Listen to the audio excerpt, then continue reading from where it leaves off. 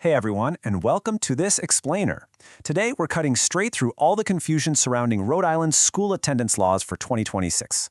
Whether you're gearing up for your child's very first day of kindergarten or you're trying to navigate some alternative paths for your teenager, knowing your legal obligations is absolutely essential. So let's break down these official state statutes into some clear, actionable points.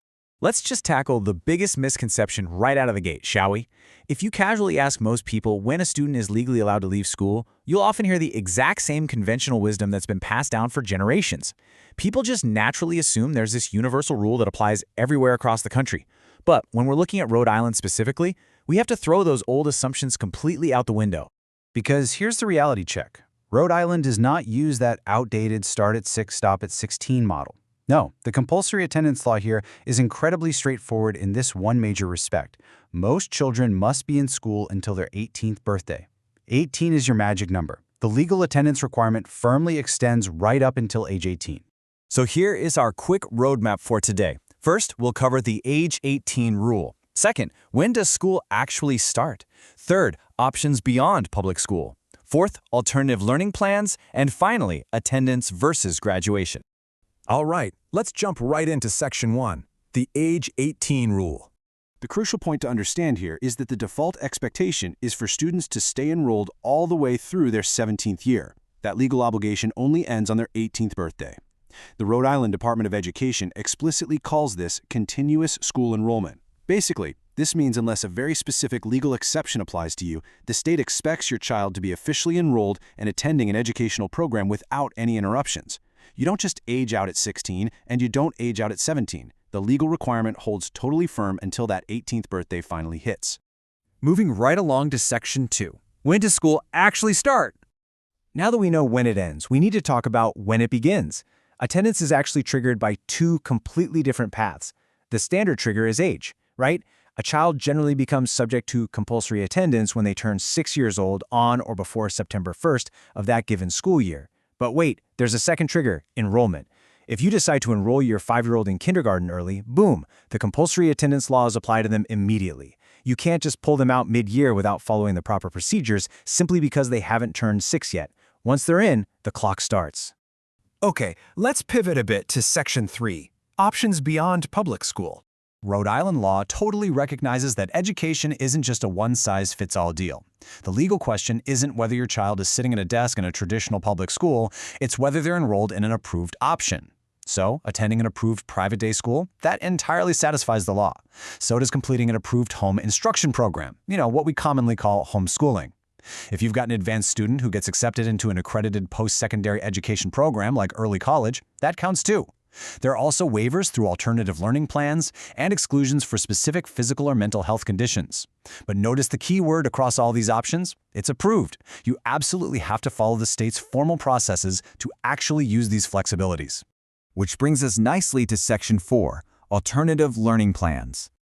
Now, for older students looking for a slightly different path to graduation, the Alternative Learning Plan, often just called an ALP, is a phenomenal, highly practical option. But, spoiler alert, it is not automatic. Like we said earlier, a student cannot simply opt out of school at 16. Instead, Rhode Island allows a superintendent to waive the traditional attendance requirement only if the student is at least 16 years old and has an approved ALP. This plan actively has to support the student's progress toward a Rhode Island diploma. But once it's in place, it opens up some amazing flexibilities. Think independent study, private instruction, internships, community service, or online courses, as long as they're age appropriate. And this waiver isn't just some quick form you fill out and forget about. It's a real, highly collaborative 3-step process. Step 1 requires the plan to be developed together with the student, a school guidance counselor, the principal, and at least one parent or guardian. Once that whole team builds the plan, Step 2 is submitting it directly to the district superintendent for official approval. And if you happen to face a roadblock, Step 3 outlines your legal recourse.